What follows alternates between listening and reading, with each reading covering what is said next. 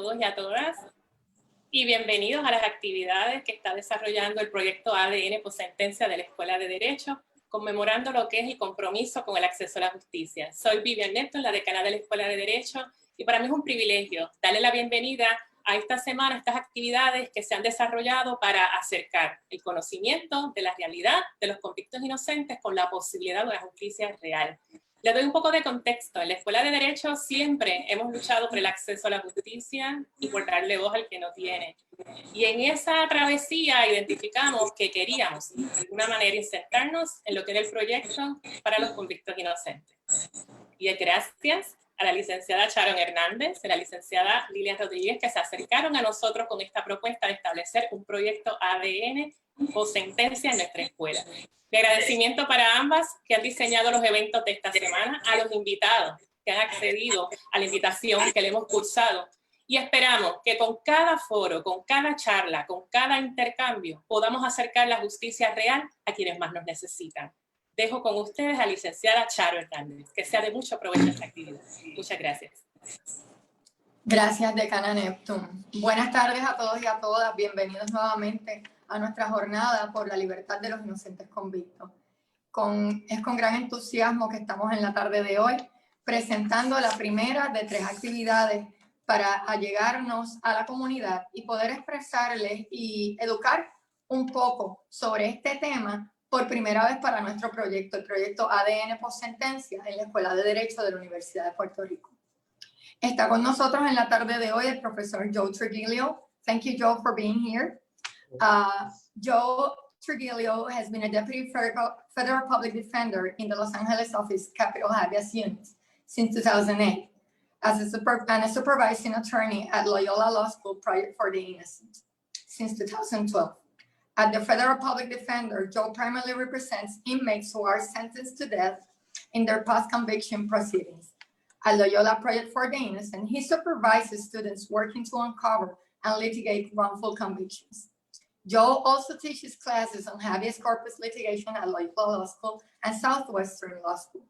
He began his career as an attorney at the Habeas Corpus Resource Center, where he litigated capital cases in state court. I'm really glad for Joe to be here, especially since he's also my dear professor. So everyone, I'm an attorney and I help coordinate here in Puerto Rico the project, the DNA post-conviction project.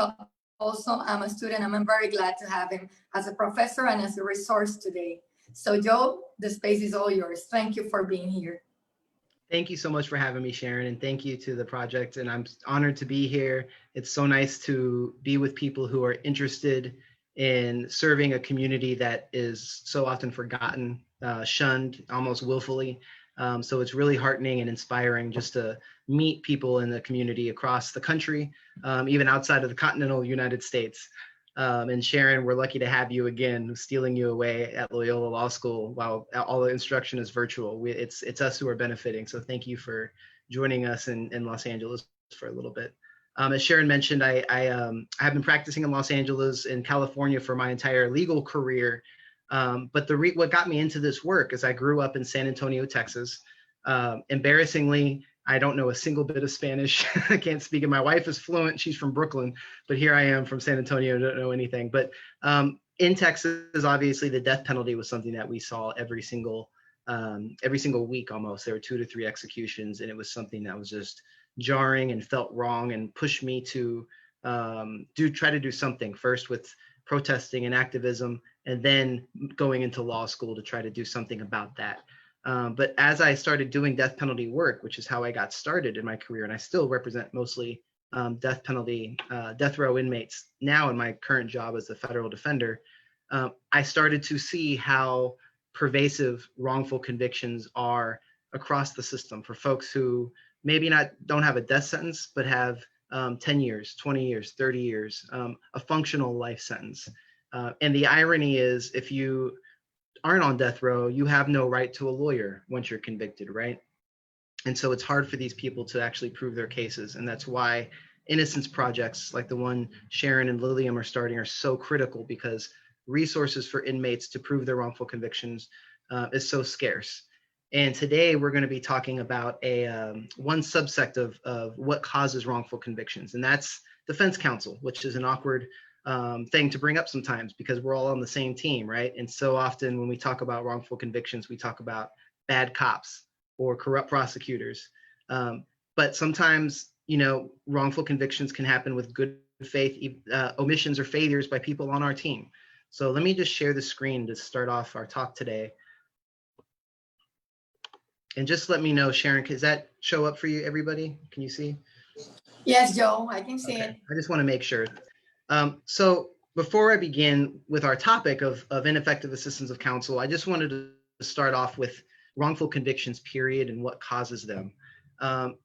Defense lawyers and prosecutors and police officers and judges and jurors, those are all characters in the same game. We're all part of the system. Sharon and I, we're players in the system too, at a different level, at a different stage. But it is the system.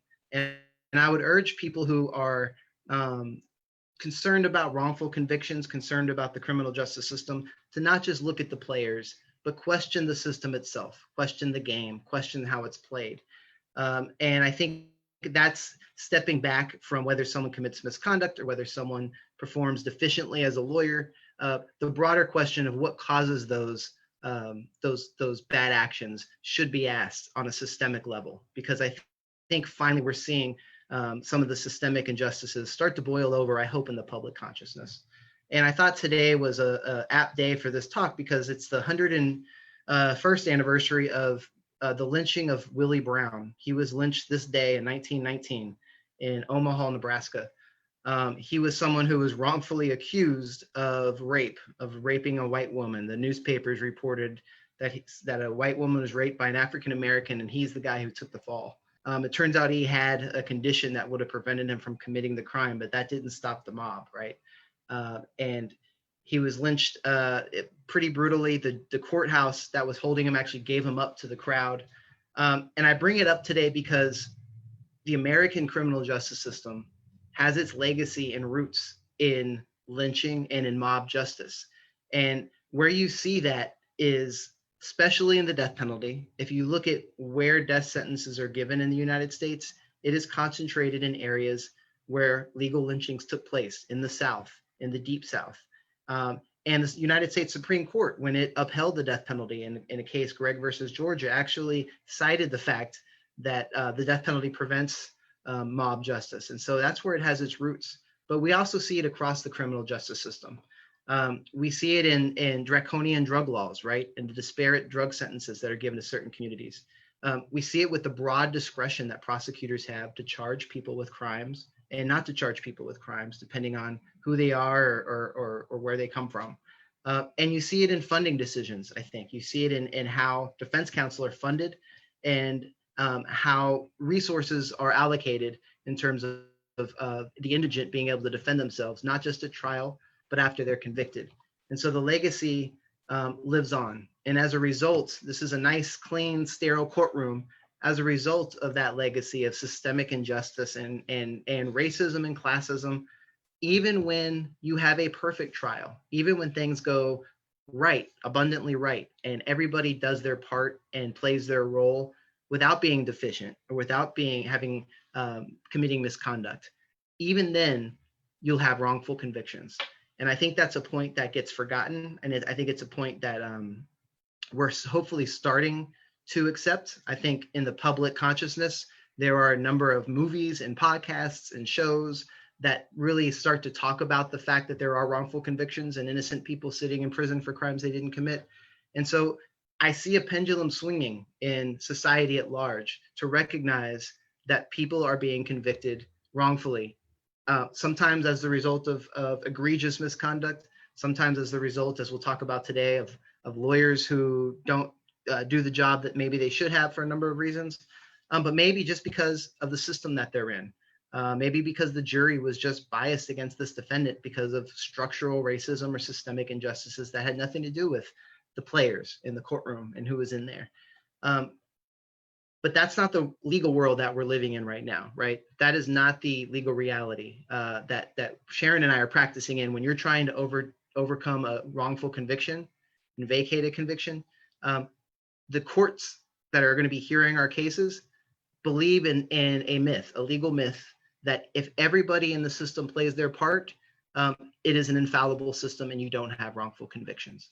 That's why Justice Scalia in Herrera versus Collins, a Supreme Court case, said you do not get habeas relief if you're innocent, because the Constitution was satisfied as long as the procedure played out. As long as there's no police problems, the prosecutor didn't do anything bad, the defense lawyer presented something and it performed to a minimum standard of competency, the judge didn't have any rulings that were in error, well, then the system worked and the jury in this myth came to the truth. And the truth is that your client's guilty. Sorry, you're out of luck.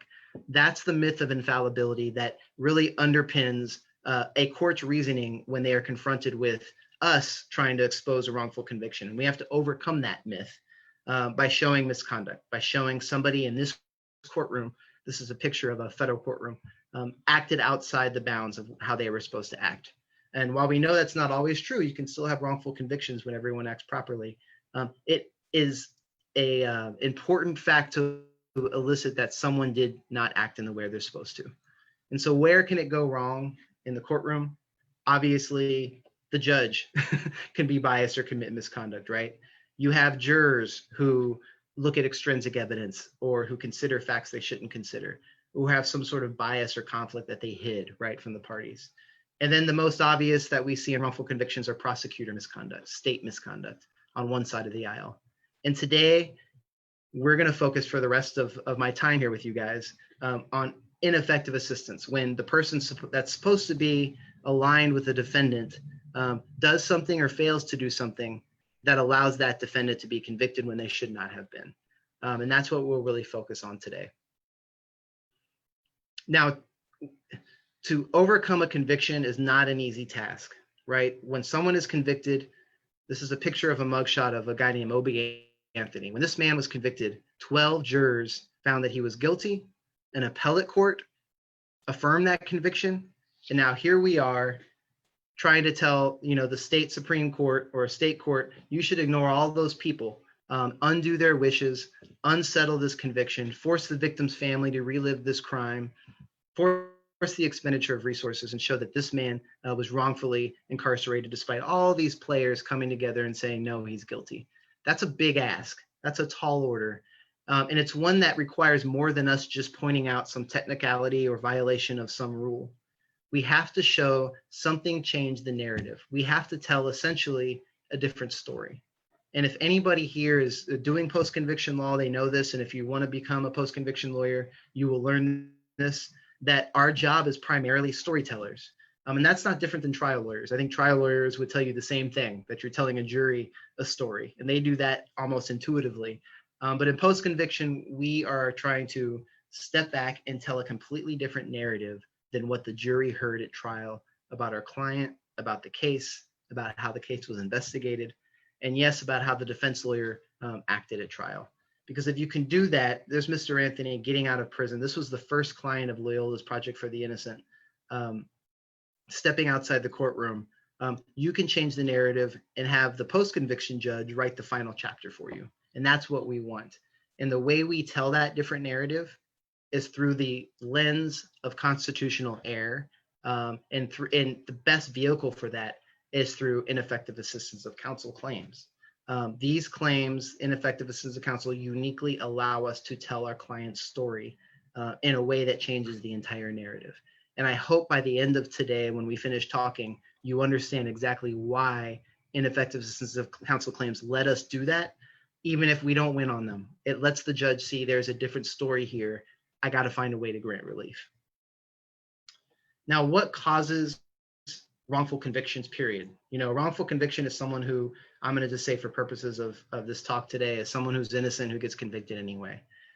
Just this month, a report was put out by the National Registry of Exonerations that attributed government misconduct, state misconduct, police, prosecutors, and law enforcement as accounting for half of the total misconduct that accounted for half of the reason for why people are convicted wrongfully. 55% of wrongful convictions included some instance of government misconduct, right? So that's the majority of cases. But what else can go wrong? Obviously, defense counsel, that's part of that. But this study very explicitly, did not consider criminal defense attorneys as part of their analysis of what leads to wrongful convictions. And the reason is right here. It's because they don't have the data. It's just impossible to figure out whether wrongful conviction was due to bad lawyering or not, because it's so hard to piece those together because the courts so rarely grant relief in these kinds of cases. So it's really hard to get a conviction overruled on the basis of ineffective assistance of counsel. And we'll talk about why that is.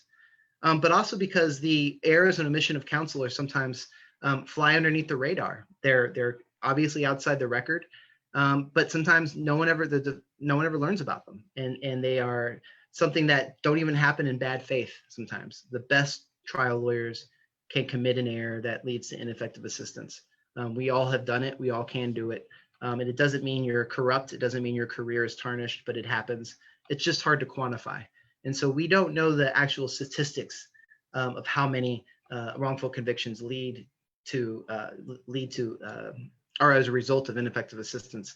But it's considered to be widespread. It's considered to be a major reason that, if anything, casts the government misconduct in a worse light. So let's just start by talking about what are the duties of defense counsel. Fundamentally, the basic fundamentals that you learn first year in law school, right? Obviously, this goes to anybody who's representing any client. You need to assist your defendant with a duty of loyalty. You need to be on their side, conflict-free, and pushing their cause, right? You have to advocate the defendant's cause. There's a case that came out a couple years ago, McCoy versus Louisiana, that's all about this. You have to pursue your client's interest in what they want. If they say that they're innocent and weren't at the scene, that's the defense you have to go with. If they say that that they were just insane, you go with that defense. You have to advocate for their fundamental core cause. And then obviously, you are a lawyer with special skills. You went to law school. You also theoretically have resources and investigation skills, and you need to bring those skills to bear. You have to practice with a minimum standard of competency. You have to know how to do motions. You got to know how to spot legal issues. You got to know how to mount a defense. And that's why in capital cases, theoretically, many states require some minimal level of expertise. Now, whether that happens or not is up for debate, but you need to have some experience in what you're doing, right? That's part of your fundamental duty, actually. It's part of being an agent. I know if you look at the agent-principal relationship throughout law, one of the fundamental duties of any agent of any principal is that they do exactly this, bring to bear skill and knowledge. So what prevents a lawyer from fulfilling those duties, from being effective? There are a number of different factors, right? The first one, I think, are the obvious ones: personal. Lawyers with heavy workloads. We hear the stereotype of the public defender somewhere in Mississippi with 120 cases by themselves in a room. Okay, I think that's maybe a stereotype that's not fair a lot of times, but workloads are obviously a reason why counsel can't devote the time to a case that they should. Similarly, personnel issues. There's one lawyer on the case. There's no way to appoint a second lawyer. In death penalty cases in California, in our state, you have a right to 2 lawyers by statute, but not everybody takes advantage of that. Sometimes lawyers I want to be the guy in the courtroom, that cowboy mentality, but they don't have someone to help them. And it's just impossible to sometimes catch everything. Sometimes the practical issues of not having an assistant or a paralegal matter, right? If you don't have those resources to bear, it's when you're in the heat of trial, when you're preparing and managing discovery while preparing a cross-examination, and your client's calling you, it can be hard to keep it all together if you have a private practice or if you're in an agency that is not well funded. There's a lot of obstacles there. Similarly, I think straight conflicts of interest, and I won't spend a lot of time on that today because I think that's a different type of ineffective assistance of when you have an active conflict of interest. And it's something that is more obvious to spot, but obviously that's going to impact you, right? And we see that sometimes. I would argue sometimes there's a fee structure that causes that I'll talk about in a second. Lack of training experience. We see this a lot in our death penalty cases in California, where someone was sentenced to death and the trial lawyer had never tried a capital case before. It was their first one or their second one. They just weren't aware of what to look for in a death penalty case, that you need to look at mitigation. This can come up if you have a case very heavily weighted in forensic science. DNA that you guys are dealing with here is a very technical, obviously, field that evolves almost every year. There's advancements. And if you're not on top of those advancements, well, how effective is your cross-examination going to be? How effective is your investigation going to be? It's hard to stay up to date with training, and it's a critical part of practice, but just it's hard to do that in reality, and that could be a basis for ineffective assistance. And then I put in here biases, just racial biases. Our office had a case at the federal defender where we prevailed in the Ninth Circuit after discovering that the trial lawyer was just a flat out bigot. I mean, with his family members came forward and said that he would say the N-word all the time about his clients and disparage them and didn't like certain types of people. And while we got relief, even though you couldn't point to some maybe specific error in a particular case, but overall he was so hostile towards a group of people, including his clients, that could cause you to not work as hard. It could cause you to make assumptions about your client. Oh, he's guilty. Oh, that confession has to be true, based on underlying biases. It could be gender-based, it could be race-based, but we all have implicit biases, and we all try to be more aware of them, but sometimes it can really impact representation. And I will say biases impact post-conviction litigation too. You know, when you talk to a client who's difficult, we say they're difficult. Maybe it's a cultural thing. Maybe it's something that we're framing as aggressive or difficult when really they're not. Maybe they've been shut down. So we have to check our own biases as post-conviction lawyers too. Flat rate fee structures. I don't know in Puerto Rico how defense counsel gets funded. In California, the way defense lawyers get paid often, especially in death penalty cases, is by a flat rate fee. If you have a complex case, the court says, oh, it's a category 2 or 3 or 4, you get this lump sum, and that's all you get. Well, that incentivizes less work. The more work you actually put in, the lower your hourly rate is going to be. And so there is a financial disincentive built into the system to disincentivize more work. Now, that's not to say, of course, that lawyers always follow that. I would say the norm is that doesn't impact representation, but it's something that could lead to it. Sometimes there's inadequate court funding for experts. Even if you get retained by a court, they need to authorize funding for experts, and you'll have interference by the trial court or the prosecution in building your case. And so sometimes ineffective assistance can be caused not by the lawyer, but by the court itself, or even by the prosecution preventing the lawyer from doing the job they need to do. And that's still a Sixth Amendment violation, but it's a reality. And finally, good faith mistakes, right? This is something we all do. We all make mistakes with the best of intentions. Nobody's perfect. And the best trial lawyers, the ones that I have respected the most throughout my career, have always given trainings and spoken about the fact that if they make a mistake, they will, quote, fall on their sword and acknowledge it, because it doesn't mean you're a bad lawyer. It doesn't mean you betrayed your client. It means you're a human being who might have done something without a strategic reason behind it and just screwed up. It happens, and it happens to all of us. And it's something that could lead to ineffective assistance. Many times it doesn't, but it's something that if defense lawyers can be honest about it and admit to it, I think the right result can happen for our client. Because even if you make a mistake, and even if you're being accused of ineffective assistance, that duty of loyalty to your client still exists, right? And you need to acknowledge it. And that could be a hard ask. And I want to talk a little bit about that today, talking to trial counsel when we're trying to develop these types of claims. So where do we see ineffective assistance pop up in wrongful conviction cases? Really, it's in two different places, right? It's the pretrial investigation stage and when you're actually litigating the case. Pretty obvious. So what happens when you're in the investigation stage? When you're a trial lawyer appointed to a homicide case, we'll say, we won't make it a death penalty case. You're going to have a year, 2-3 years maybe to do pretrial investigation. In California, at least, that's a pretty standard amount of time. Not putting in the work's the most simple explanation. That speaks for itself.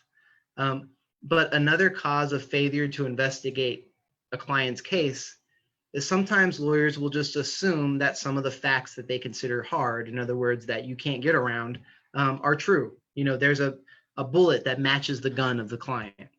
Well, if a lawyer just assumes that that's a true fact, well, man, how do we get around that? That takes away our alibi defense or something. Or if you assume that the state's case is strong. And, at the FPD, we are obviously representing clients charged federally, and the FBI and the DEA put together cases that have a lot of evidence to them. And if you spend too much time going through the motions, you can sometimes assume the strength of the prosecution's case without questioning every assumption, without questioning every piece of evidence. Because as everyone here knows, sometimes evidence looks like it's hard when in fact it's soft. Maybe that ballistics testing wasn't as firm as we thought. Maybe the fact that our client was seen at the crime scene with a piece of direct evidence isn't really true and isn't something that should be assumed to be true, and you have to investigate further. I have seen many cases, more than I ever thought that I would, where the lack of investigation was due to the almost exclusive pursuit of a plea agreement, where the defense lawyer was trying to work out a favorable deal, which in defense lawyer's defense might have been a really a good outcome for the client, all things considered, with what the defense lawyer thought the case was about.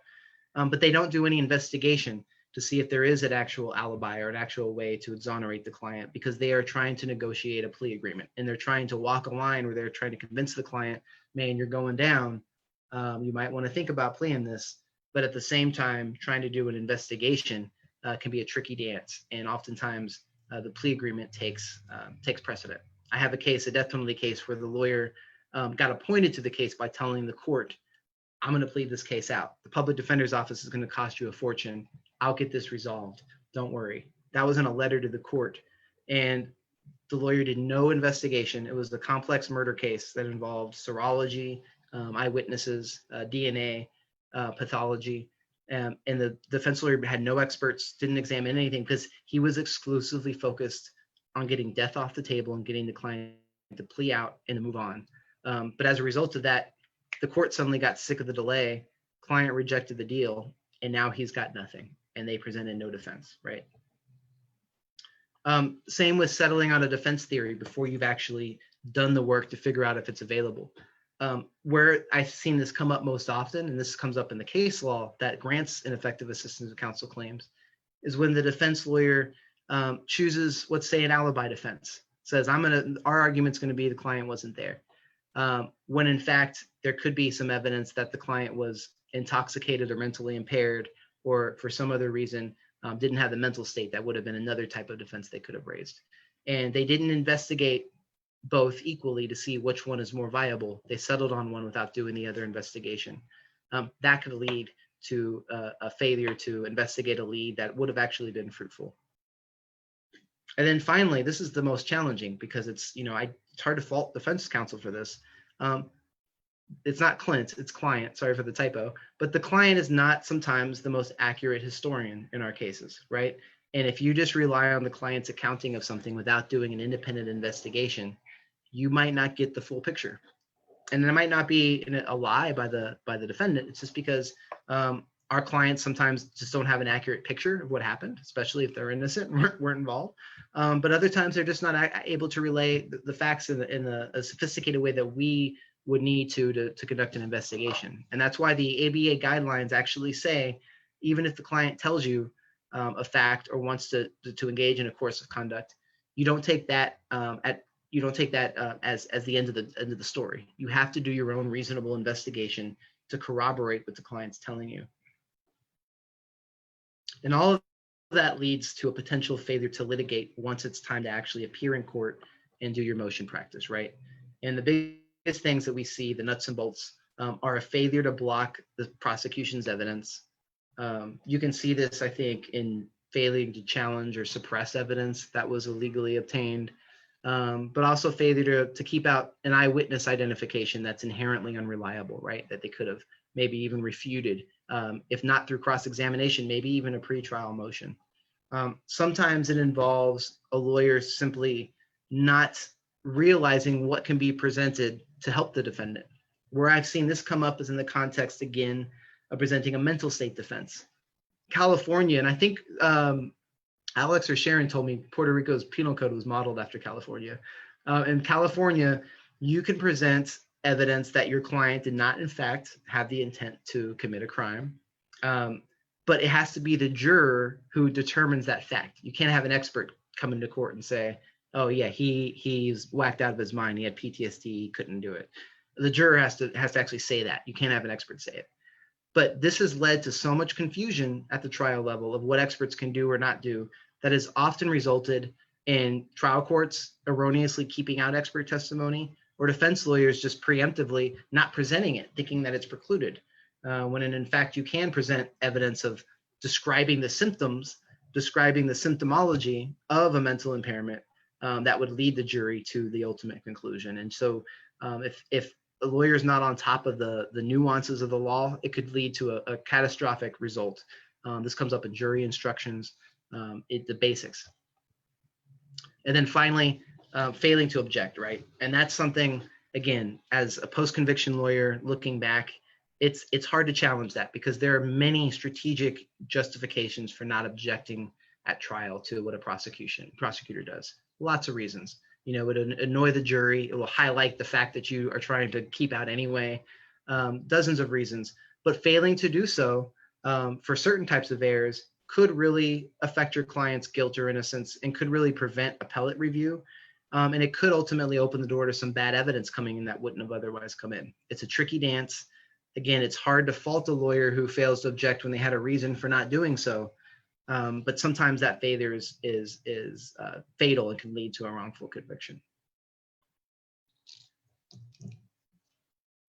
So let's dive into the legal ramifications here. How do we actually litigate a claim of ineffective assistance of counsel if you're pleading a wrongful conviction?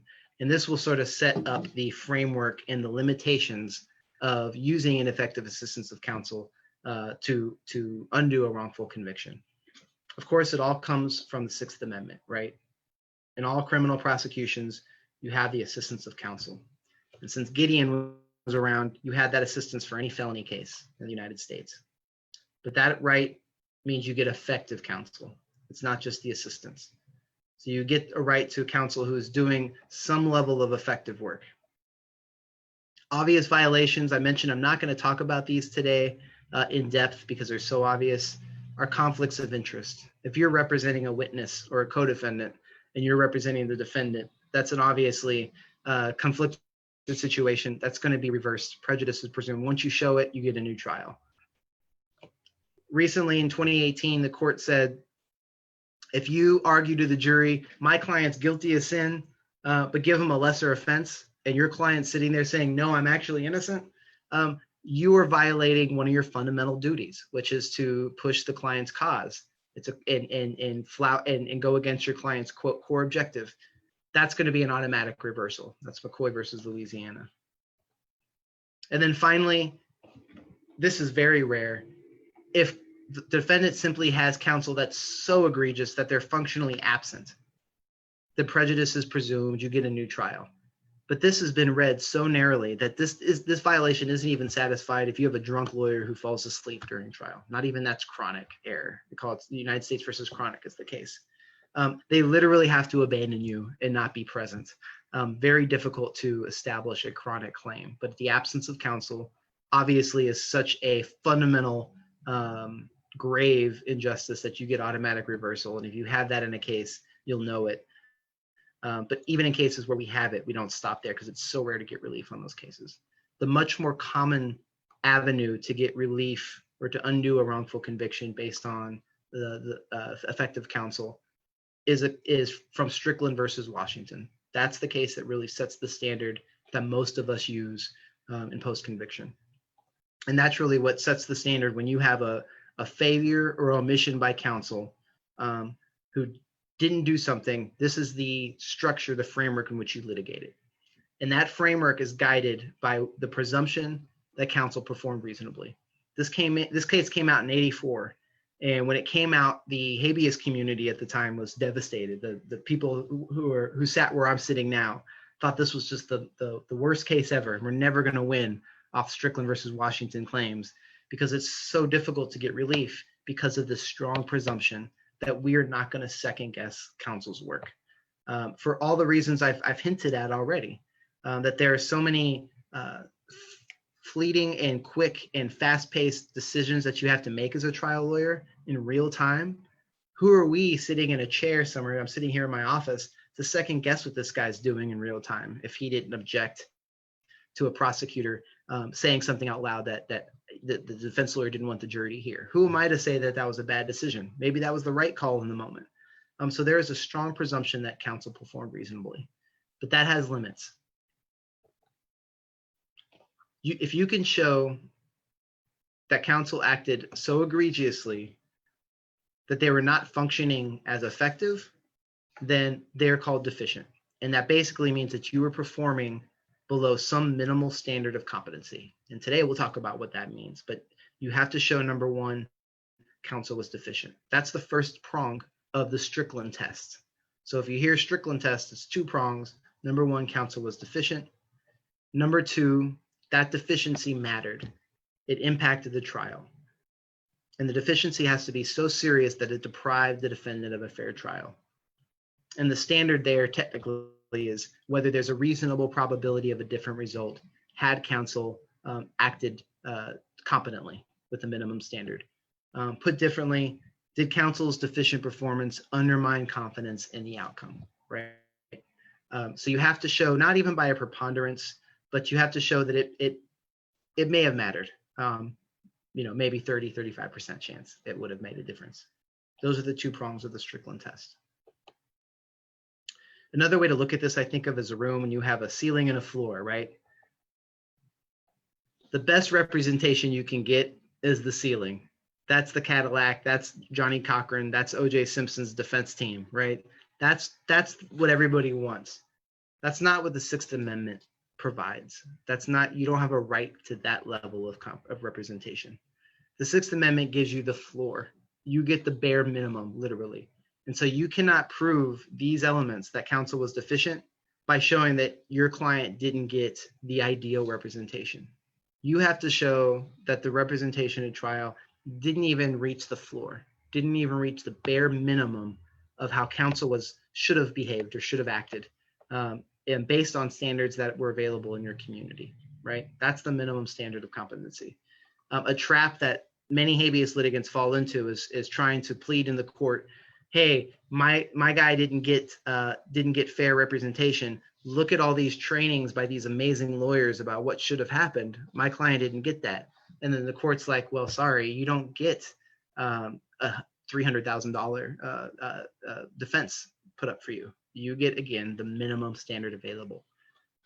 That's why I say question the system, right? That's in the legal framework, this is what we're stuck with. But hey, as voters, as citizens, even as lawyers, we should ask whether that's really a fair model.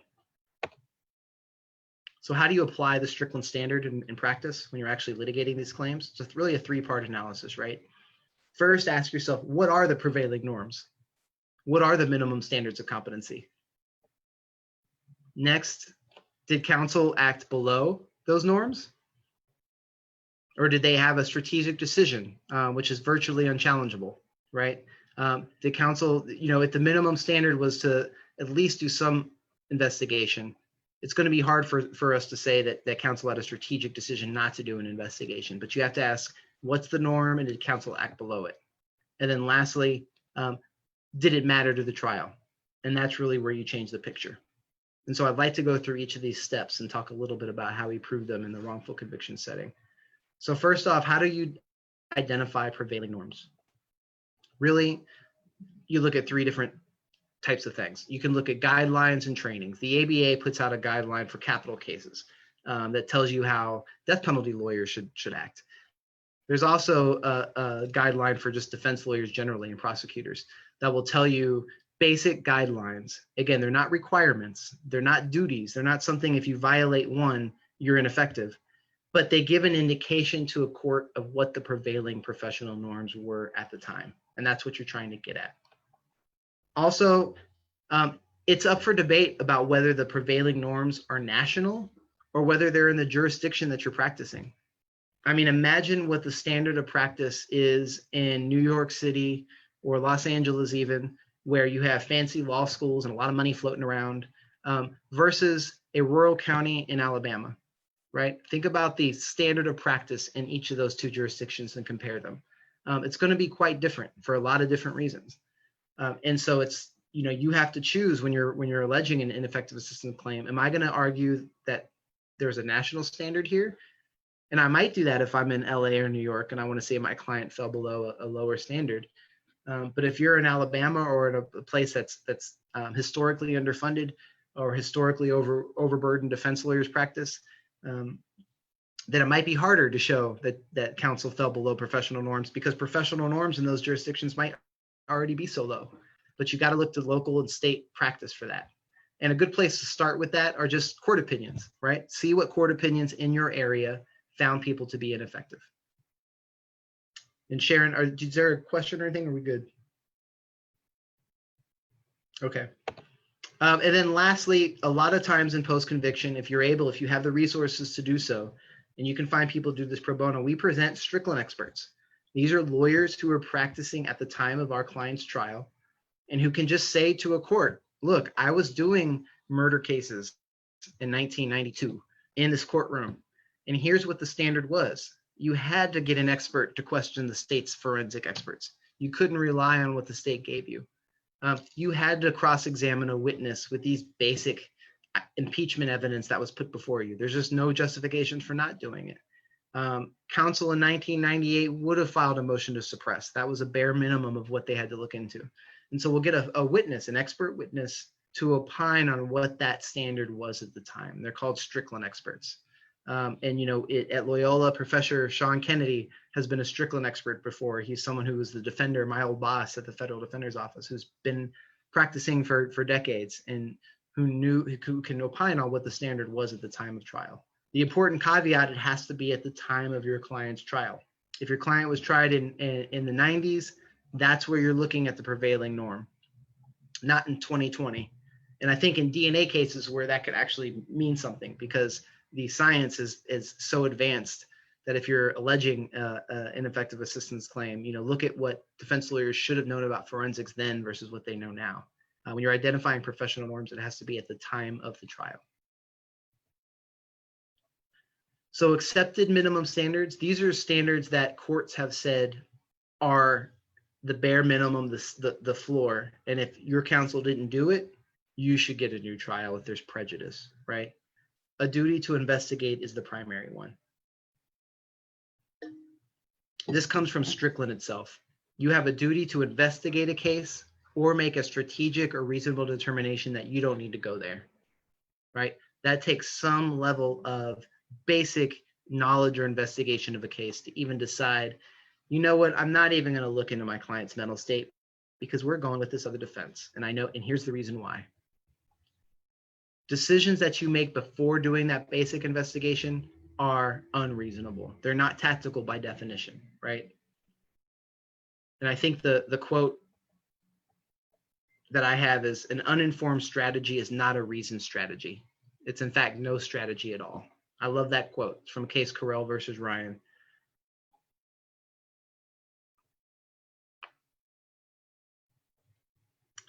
So how do you tell if something is a strategy or a screw up? Because strategic decisions, you can't challenge under Strickland. If someone says, I thought about not objecting, here's why, the courts are going to be very loath to overturn that. Or I thought about moving to suppress this evidence, but you know what, I wanted to use my client's confession. That's a strategic decision. It's going to be hard to overturn. Or was it an oversight or omission, a screw up, right? First, you're going to look obviously to the defense lawyer's case file. In most jurisdictions, that case file, the trial file, belongs to the client. You know, the lawyer is an agent of the client who is the principal, and the material generated as part of the case belongs to the principal, belongs to the client. But in that case file, you will see obviously evidence and notes of what the defense lawyer's thinking was, or whether they had a justification. Now, this is a really interesting area to talk about with trial lawyers, because some places there is a practice to write notes of all of the decisions you make and put them in the file, right, as a trial lawyer. And why do you do that? Arguably, there's one reason to do it, which is to defend yourself against ineffective assistance of claims later down the road, because you're basically writing down a justification. And that is bad for the petitioner later if you've written down a reason and then it's there. But if it's other times, it's to show like, well, this was my thinking, here it is, just to be completely transparent about it, let it be reasonable or not. But there are some jurisdictions, or some offices, I should say, not jurisdictions, where they don't necessarily urge you to write down everything in the file. You don't need to defend yourself in your own case file, because we're not trying to pit ourselves against the client, right? It's a different way of thinking about it. Outside of the case file itself, or as part of the case file itself, I should say, are billing records. That's another good place to look. Especially for cases where the client has a lawyer retained by the court. In California, they're called 987.2. It's based on the code that funds the lawyer, 987 records. And it will just walk through all the invoices that the lawyer billed the court, how many hours they spent doing investigation, how many hours they spent hiring an investigator, getting experts.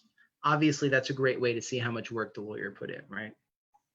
Client visit notes are a great place to look for a defense lawyer's strategy, whether they were taking what the client said at face value, whether the client directed them not to look at something, so maybe gave them a reason not to do an investigation, which would be reasonable, or whether they just didn't follow up. And then lastly, sometimes you'll see expert recommendations. Sometimes you'll see a pathologist that was retained by the defense at the end of their report say, I really think that you might want to get this, arson expert based on what I'm seeing. I have a case now where where the defense lawyer hired a psychologist who did like a 2-hour evaluation of the client before trial. That psychologist did a whole report, and the lawyer is now saying, hey, I got a psychologist. What did you want me to do? But in the report, it said, I really think you need to get this guy neuropsyched. I don't have enough material to really form a basis for an adequate opinion. You need to do more. And that, expert recommendation is something that could evidence that the lawyer didn't have the ability, or just didn't follow up on some advice that was given to him. And that could be indication of ineffective assistance of counsel, right? Next, you're going to want to compare, obviously, what the trial lawyer has in her possession to what's in the prosecution's file, in the police file, and see areas where the defense could have done more, or followed up, or challenged evidence if they had it. If there's a police report indicating an illegal search or seizure, or indicating an eyewitness couldn't ID the client, and the lawyer fails to file a motion to keep out that evidence, or fails to impeach that eyewitness, despite having that file, well, that's a really good indication of maybe just an oversight, of a screw up, of ineffective assistance. Again, not bad faith, but it's a mistake that could lead to getting the conviction overturned.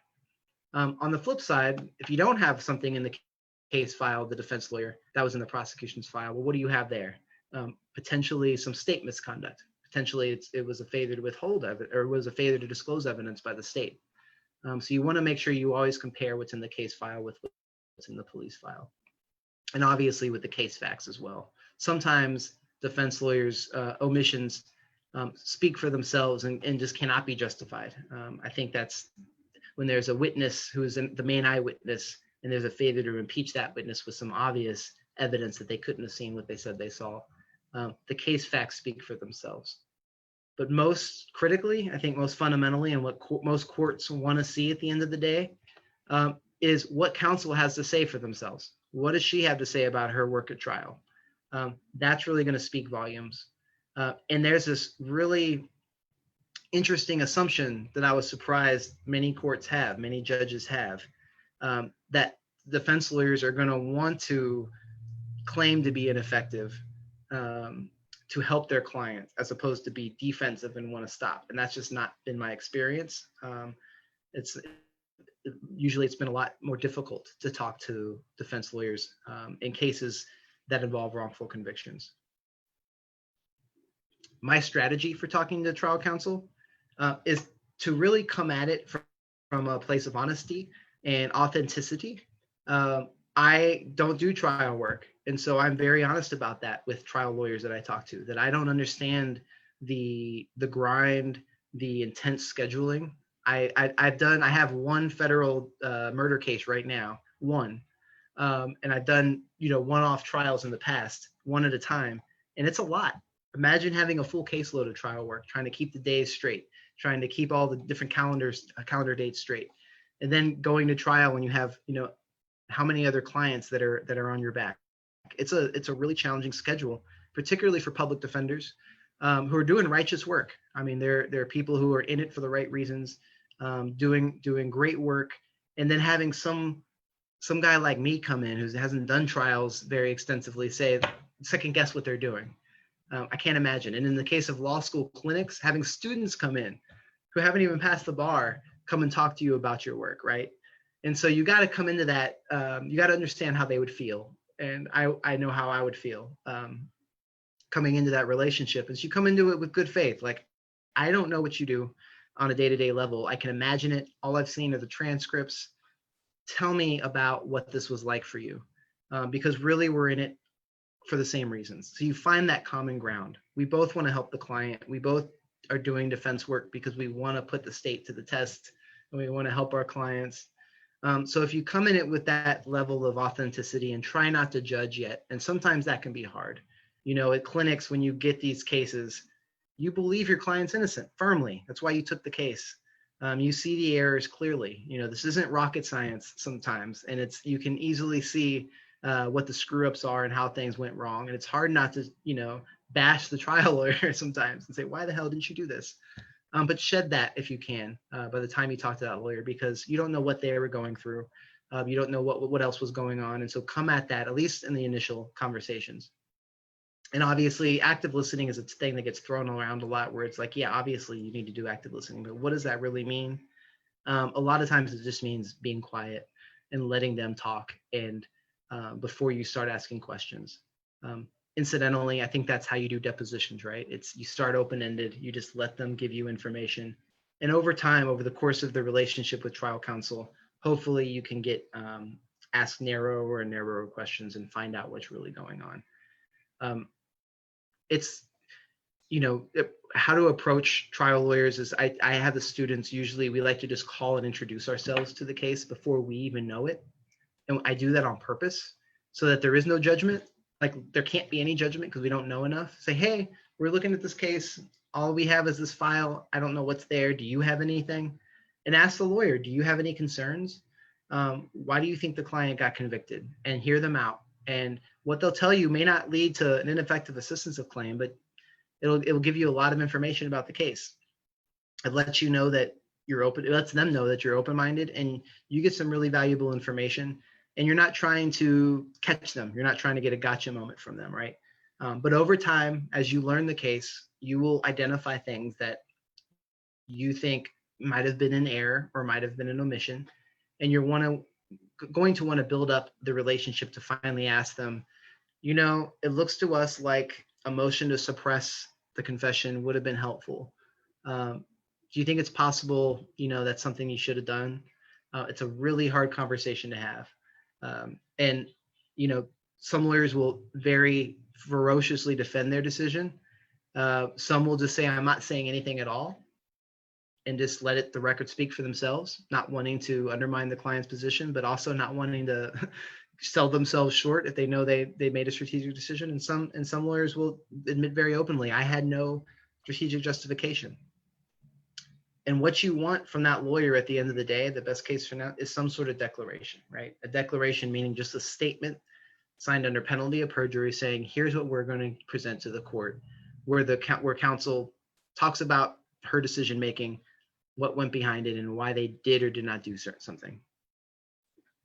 And I think the most common, easiest, best pathway to show deficient performance by trial counsel in a declaration like this is just to have them admit, we didn't look into all of the facts. We didn't think to talk to these witnesses. We didn't do an adequate investigation, right? That can be the result of many things other than bad faith or just negligence. It could be they didn't have the money, they didn't have the time, whatever the reason is, but they just couldn't investigate. And that's why I say, if you are ineffective, if you have ineffective assistance of counsel, you're not incompetent. I've been accused of being ineffective in a trial case I've had, and it hurts your heart a little bit because you care about the client, right? And it's like, man, I don't agree with you. I think you're wrong. But you know what? It's the best lawyers are accused of ineffective assistance. And if you do a certain type of litigation long enough, especially death penalty cases where there's going to be habeas proceedings, you're going to be accused of it, and it might be true. You might have made a mistake, but you're not incompetent.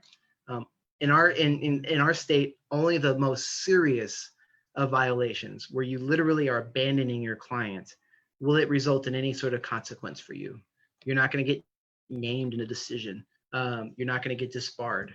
Now, of course, certain errors are going to result in a potential bar mistake. If it's something that is the result of some sort of active negligence or willful ethical conduct, but not your run-of-the-mill Strickland error or omission, right? That's not going to result in ineffective assistance of counsel for you. So we've talked about prevailing norms, right? What those are, how we find the minimum standard, and how you determine whether counsel actually was ineffective or not. The last element of an ineffective assistance of counsel claim is why it mattered, the prejudice. Did counsel's errors and omissions affect the outcome of trial? Did it undermine confidence in the jury's verdict? That piece, this prejudice element, is why ineffective assistance of counsel claims are the bread and butter of post-conviction litigation. It's why they are raised in almost every case. Almost every death penalty case will have an ineffective assistance of counsel claim. Maybe it won't prevail. Maybe it won't win. The odds are very low. And the reason the odds are very low is because there's such a strong presumption that counsel is performing reasonably. It's hard to get finding a deficient performance. But the prejudice aspect, the requirement that we show the court what the jury should have heard, gives us a huge opportunity to change the picture. This claim, an ineffective assistance of counsel claim, even if it may not be the winning claim in the petition, is our chance to tell the court a completely different narrative, because we're stepping into the shoes of the defense lawyer and we're saying this is how the case should have been seen by the jury had a competent representation been presented to them. And even if you lose that claim, you have shown the jury, or you've shown the judge rather, what the jury should have seen. You've changed the picture. And changing the picture is really what it's all about in post-conviction work. If you're doing DNA work at an innocent project, if you're doing death penalty cases and you're just arguing about mitigation, regardless of the type of wrongful conviction you're working to overturn, changing the picture is fundamental. And so let's talk a little bit about how we do that. First, legally, right? The standard for prejudice under ineffective assistance is undermining confidence in the outcome. Those words are legal terms of art. It's a standard. I'm not going to belabor them. But what does that really mean? It means you consider the evidence that was put forth to the jury. So here's what the jury actually heard at trial. You compare that with what the jury should have heard. Here's what the jury should have heard had counsel performed competently and they had done an investigation and they heard from these 5 other witnesses, right? Or here's what the jury would have not heard had counsel done their job and moved to suppress a confession. They wouldn't have heard this evidence. So here's how our post-conviction evidence changed what was considered by the jury.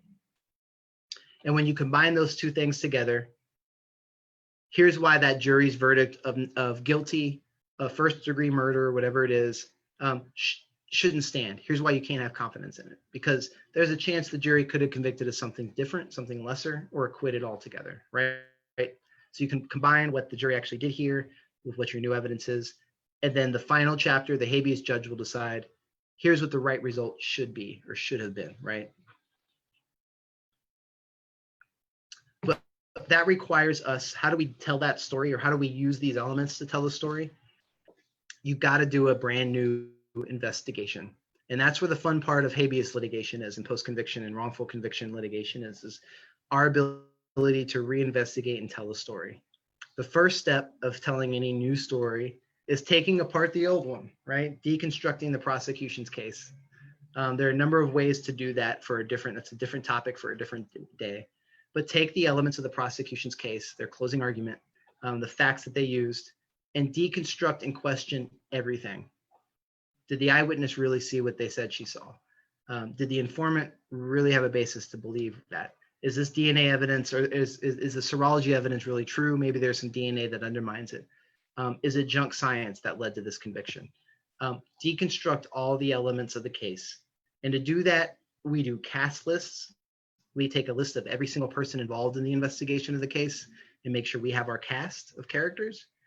And we see, is there a way to take apart that cast? And hopefully reinvestigate and build a new cast and build a new time frame and build a new narrative based on a new investigation. And that's where we're going to have a new story to tell.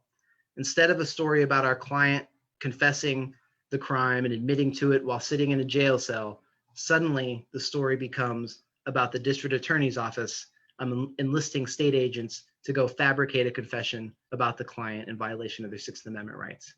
Whole new narrative, whole new cast of characters, using a different set of facts, right?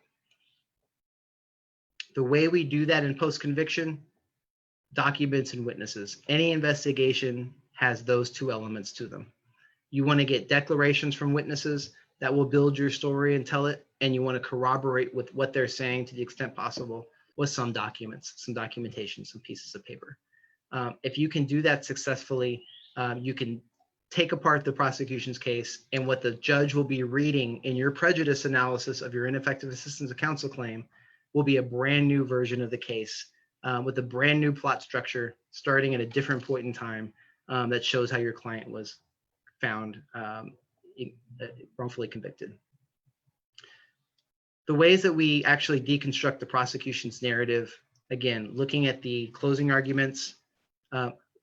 I say the murder book because in California, we call the police file the murder book. I don't know what it's called in other jurisdictions.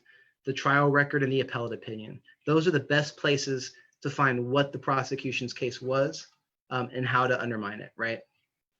You're going to take those elements, dissect them. I view them as pillars. I'll write them literally in a chart. And I'll say the appellate opinion in this case cited the fact that there was eyewitness testimony, ballistics evidence, a client's statement to a friend, and maybe a piece of direct evidence. The client was seen at the scene on video, right? You have four pillars there. Which ones can I take down? I'm stuck with the video. Can't make that up. So my client was there. Now I have to have a different theory. How do I take down the other three? And you just knock down one by one to the extent you can. After you've deconstructed, you build up the new case, looking at new time frames, new cast of characters, new documentation, and again, pleading a new story. And I think the finish line here, the goal of an ineffective assistance of counsel claim is, again, sometimes the judge won't grant you relief on it. Sometimes the judge will just say, you know what, I can't find counsel was ineffective.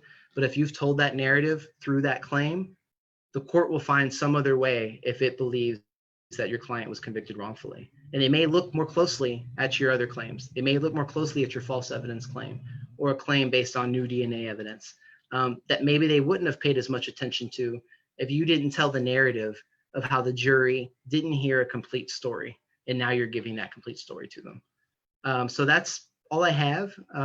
I don't know. I'm guessing there's not questions since I don't actually see anybody. But again, it was nice to meet everybody here virtually. And I'm open to questions through email if that's something that's available. Thank you guys again for having me. Thank you, Joe. But yes, we have received questions. Oh, awesome. Okay. Yes. Well, first of all, I want to ask you something like, have you actually faced during your reinvestigation of a case an ineffective assistance of counsel problem that would mean like a bar suspension, and how did you handle it? No, I actually have. I've dealt with in Texas. I have, and it wasn't a bar suspension. I have a capital case in Texas, and the rule in Texas is if you're found ineffective in a capital case, you just can't do capital cases in the future. So it's not a bar suspension, but it's an impediment to their work. It affects their livelihood. And so I have had that, and it's a real. There's no way to get around that. I mean, it's a challenge to getting counsel to come on board. And in that situation, it's much more likely I'm not going to get a declaration from that lawyer. I'm going to have to show it through the facts. And I think it's a systemic irony. I mean, if you told someone on the street you should not allow ineffective lawyers to do death penalty cases, I don't think anyone would disagree with you, right? But on the other hand, what that rule does is it prevents good lawyers who make honest mistakes from admitting them. And so it actually harms defendants as much as it's intended to help them. And it's a weird twist. And I think the only workaround from that is you have to let the documents in their case file speak for itself. The challenge sometimes is getting that case file from the lawyer. But again, that's their ethical responsibility to give it to your client. It's their property. Yeah, thank you. Well, we have another question from a watcher, from a viewer. How does Strickland versus Washington is accepted in other jurisdictions to determine how defense was capable or not? Probably, I think a lot of viewers are non-lawyers, so. Yeah, well, Strickland changed things. So, you know, there's minimum, there's the best representation you can have, the stuff you see on TV, right? There's the O.J. Simpson defense. And then there's the floor, there's the very minimum standard. And what Strickland basically said when it came out, and it really radically altered the law and made it much more hard to get relief based on ineffective assistance. It said, we are going to presume that counsel acted reasonably, and the petitioner, the defendant, is going to have to meet a very high burden to show that defense lawyers were not being fell below the professional norm at the time. So it made it much more difficult to get relief because you have to show that somehow they didn't have any justification for what they did, or what they did fell below a minimum standard of competency. And so it made it much harder to get relief, Strickland did, across the country. Yeah, also for that viewer, Strickland versus Washington is a United States Supreme Court decision. Yes, so it I'm sorry if I applies didn't. to every state and territory under U.S. Jurisdiction. Yeah, sorry if that wasn't clear in the slide. Yeah, that is a U.S. Supreme Court case. It's a national standard. It's a constitutional. It's a Sixth Amendment standard. States are free to make their own standards. I mean, there's nothing stopping the state of California, where I'm from, or any jurisdiction from saying, you know what, Sixth Amendment's all well and good, but we're going to grant you relief if counsel fails to do A, B, or C. In California, Penal Code 1473.5 gets a client relief if the defense lawyer doesn't present the defense of intimate partner battering, and that defense could have been used at trial, period. Now, defense lawyer might have had a good reason for it, might not have fell below the Sixth Amendment in not presenting it, but the legislature decided we're going to carve out a reason to undo a conviction based on a mistake or omission by defense lawyering, whether it was intentional or not. So, you know, what states can do is one thing, and as voters, we can push legislation to at the state level, grant relief based on defense lawyering that may be, we think, at a higher level than just the bare minimum. But constitutionally, Strickland governs the constitutional bare minimum, if that makes sense. Thank you. We have another one. Joe, you're getting famous in Puerto Rico. Here's the other one. I hope to visit one day. I've always wanted to visit. So now you have a good reason. What do you mean when you say junk science? Great question, and that's a derogatory term, arguably. If you're talking to if there's any forensic scientists, it's a term that is a disparaging term, obviously, but it's forensic sciences. Typically, it's that do not have a standardization to them, that have not been tested and subjected to the scientific method in the way other traditional sciences are. And I'll just use maybe bite mark evidence as one, right? That's something that's been called a junk science. And the reason you say it's a junk science, because it's not something that's verifiable. It's hard to replicate the results. It's based in a large part on the analyst's opinions and subjective experience as to what the outcome is, as opposed to evidence-based analysis that can be repeated or have standards in place for. And that's what we mean by junk science. It's things like bite marks, hair analysis, some types of fingerprint analysis. That's becoming more and more scientific as time goes on.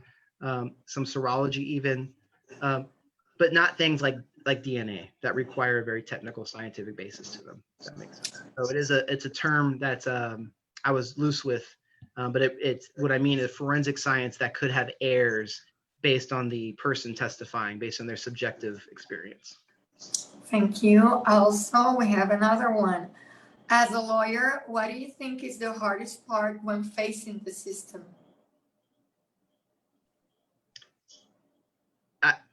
I would say that's a good question, and it gives me pause because I've felt it recently, I think.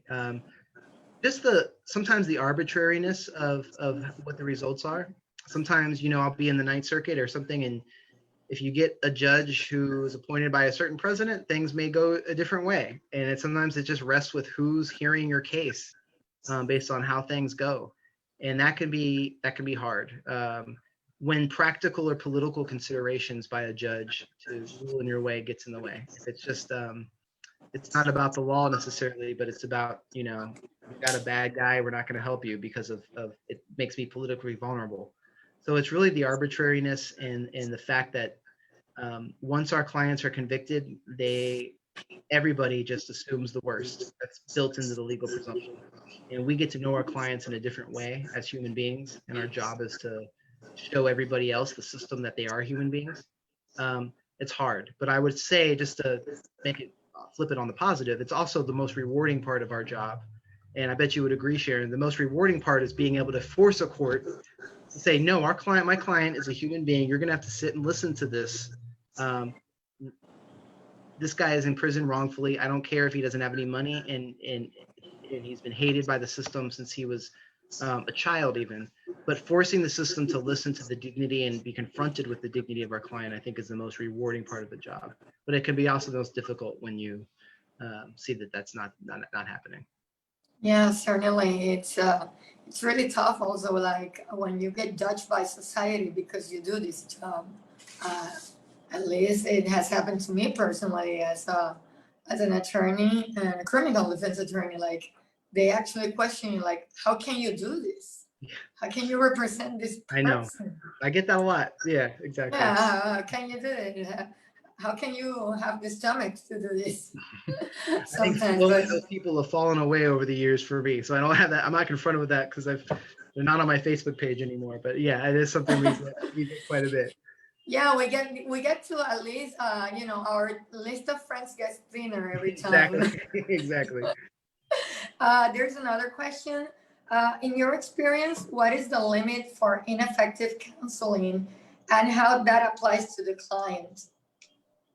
What is the limit for ineffective assistive counsel? Yeah. What is the limit? I don't know how to answer that question. If whoever asked it, you could elaborate a little bit. Yeah. I would say the same. Yeah, I'm trying to figure out, like, well, at least Professor Trigilio, trying to help this out, has already spoke about Strickland versus Washington. That is the standard. Well, that client has the burden of proof. It has the heavy burden of proving that counsel was ineffective in a way that, made it impossible for him to be considered as a not guilty person. At least along those lines, I can understand it. But if you I think again, I think that it is an important takeaway that Strickland says it's not enough to show that counsel made a mistake. It's not enough to show that counsel could have presented an item of evidence and didn't.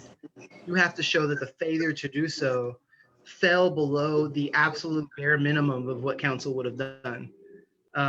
And I think it raises for me a point where that in DNA cases or many wrongful conviction cases, we're arguing that new evidence that wasn't available to the defense should result in a new trial or show that the conviction was wrongful, right? Let's say it's new DNA evidence. We're arguing that DNA testing is advanced so much that you can now say that this piece of evidence that had the victim's blood on it really didn't anymore, right? Well, that's not ineffective lawyering for not figuring that out. That's new science.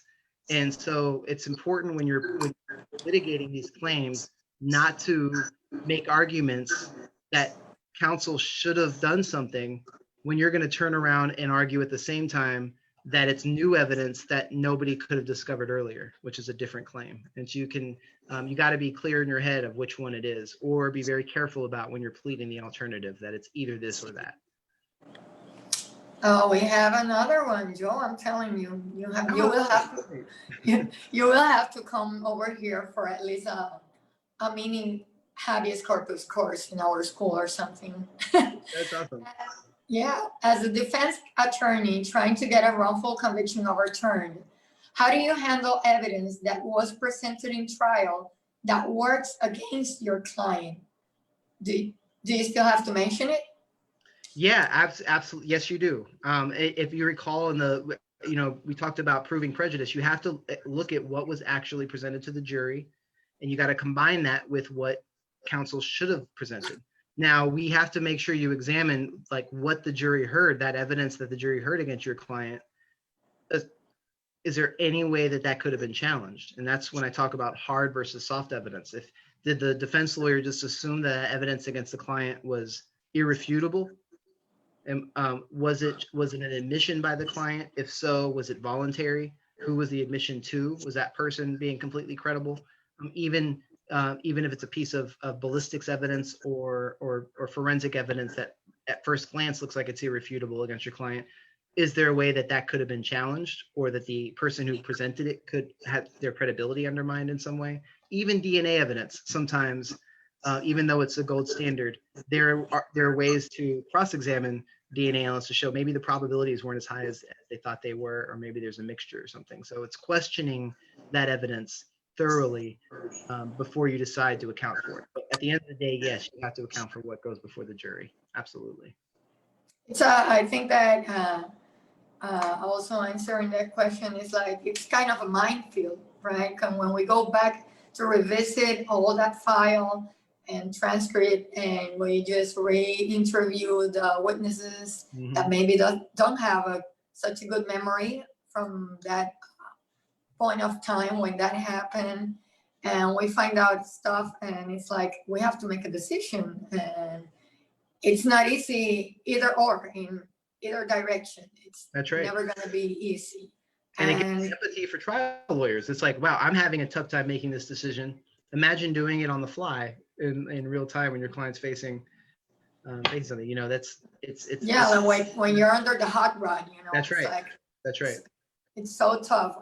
I've been there myself, and sometimes I bet the few times that you say you've been a trial attorney also, it's like when sometimes I get out of a suppression motion or something, and I go like, maybe I won it, but I still could have done more and say more. Maybe I lost it, and sometimes I could have said something else, and it's like pounding on myself. And we feel it as post-conviction lawyers too. I ask that question all the time, but there's no constitutional right to post-conviction counsel, so no one's going to be talking to me about what I didn't do or did do, but it's weighs on you. It's like, man, should I have mentioned this or argued this? I think any lawyer, anybody who is passionate, cares about what they're doing, is going to wonder if they did a good enough job. And that's why it's just, you prepare as much as you can so you can feel confident at least that you did your best, Oh, well, Joe, I don't see many other questions, but it certainly has been a pleasant time having you talk about this. I know it's your area of expertise, and also our legal community, I know it's very grateful by the comments that I've seen, and we really hope that we have you as a resource later on in other endeavors. Let me see. What message would you give future attorneys? They're asking for closing. What message would you give future attorneys going into this area? I mean, there's so much. I think starts with what I said at the initial. Question the system. Don't fall into a trap where you start assuming that certain types of evidence, certain types of cases are going to be a certain way. Question the assumptions that judges have, that you have. Question your own biases. The biggest fear I have as a lawyer is falling into a rut where I just feel like I'm going through the motions. So you always got to check yourself and make sure that you're looking at things freshly. And what I've appreciated so much about the last year or two with the Black Lives Matter movement and just the recent uprising is this: young people are doing that in ways that my generation, I'm not that old, but even my generation, we're not doing, of just questioning the system. Why are we doing things this way? It doesn't make sense. Why are we funding defense counsel this way? And asking those fundamental questions. It gets hard as a lawyer, as a practicing lawyer, because you're dealing with legal elements and you're dealing with running a business sometimes, and you're dealing with the minutia. But step back every once in a while and ask yourself what you're really doing, what the system really looks like, and how can you make a change? Because that's where you can find real motivation and real passion that I found as rejuvenating, you know. Thanks. We have another question. Yeah, It says, when the state have more experts than the defense in a case, can this be a big fail by the defense of not hiring experts to refute arguments? You know, obviously it's not a per se thing. I think when it depends on the type of experts, that could be a strategy call of a defense lawyer to say, we don't need all this crap, you know, here it is. But I think if you see a prosecutor presenting a pathologist, a DNA analyst, a serologist, I'm giving examples from cases I've had, and then the defense doesn't even retain one of those experts to assist her in cross-examination, that could be a problem. Whether those experts actually get presented on the defense side is another question. But I do think it's a red flag if the defense lawyer does not at least retain an expert that knows what the prosecution's presenting, because that way at least it gives the defense lawyer some body of knowledge, some basis, some minimum basis to know if what the state is saying is crazy or not, or has some scientific validity to it or not. You know, I think there might be some situations where a lawyer knows enough about a certain type of evidence where they don't need to retain someone, but even the best lawyers, you know, the Judy Clarks, the most famous capital attorneys in the country, I don't think would not retain an expert that matches what the prosecution expert's saying, at least as a consultant. Even if you're only going to cross the expert, at least you know what questions to ask, what holes there might be, because you can't stay up to date on all the practices that experts in. Even the best lawyers can't. You're trying to do your own practice. True. I always remember when I see this type of questions, I usually remember like I had a case where I was appointed by the state, and suddenly I found myself with a true state of mind defense, a mental defense, and I needed an expert, and I requested the court for that expert. And they were like questioning, why would you want that expert? And I was like, this state has an expert. Yeah. I need the expert. How is this difficult to understand? And they were like, they gave me a hard time. I went to 3 hearings just to get the expert approved, because they were like, but really, what is it to question? And I was like, well, the state says that my client is competent and my client is almost on the verge of eating grass. Like, I don't see him competent. He's not being effective as assisting me as a counsel for his defense. So how can you question my need of an expert? And we get this in Puerto Rico a lot. Like, and I've seen that too. I've seen that in many contexts. And the important thing is that you do make an objection, or you make it known why you need it. Because the state, as I mentioned at the beginning, can cause ineffective assistance by not giving the adequate funding. So you want to make that objection.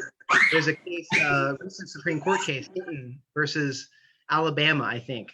Don't quote me on it. It's Hinton is the name of the petitioner who got relief on an ineffective assistance claim, where the lawyer thought that there wasn't funding available, and there actually was. So you want to make sure you know what's available to you and ask for it.